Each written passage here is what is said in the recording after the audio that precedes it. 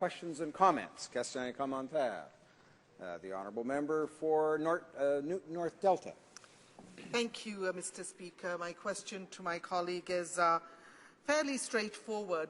Over the last number of years, we have seen changes to our immigration system that have been, to say the least, haphazard, either deleting the backlog, stopping applications from parents and grandparents, not approving visas for people to come to visit their family and loved ones for weddings, and even for funerals.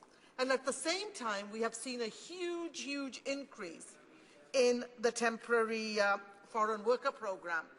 And recently, as you know, we have heard, and it's been in the media quite a bit, of the egregious abuses of this particular program, where Canadians have been available to work, and yet, knowing that, temporary foreign workers were brought in.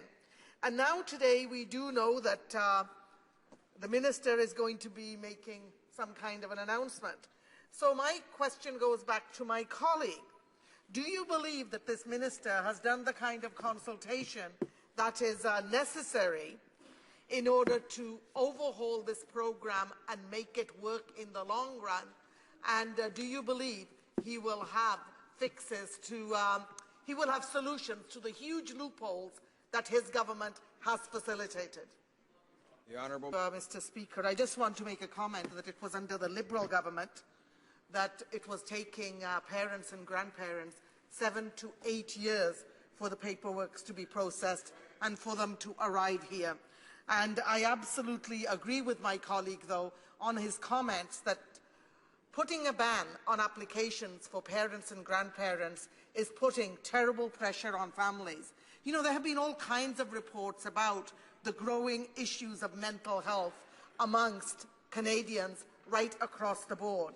And one of the areas is that lack of belonging and lack of connection. So as well as the economic arguments, there are also the emotional arguments, which in turn end up being healthcare costs and economic arguments, because that's more time off work. But my question specifically to my colleague is, do you believe this government treated the federal skilled worker program applicants who played by Canadian rules and applied to come here and waited in line, do you believe this government treated them fairly and justly? The Honourable Member for... I know that in my specific riding, it feels more like a hospital emergency room, and many days I feel all we do is triage. And we get so many concerns from constituents who are just so upset, fed up, frustrated, angry at the long wait lists for either spouse to come from another country, or they've been waiting 6, 7, 8 years for parents or grandparents, and also for people who come into my office saying, can we please have a letter? And I'm always shocked because the letter is, well, our mother died and our sister has just been denied a visa to come to the funeral. Does my colleague across the way have cases like that coming to his riding? And what kind of a response is he able to give them?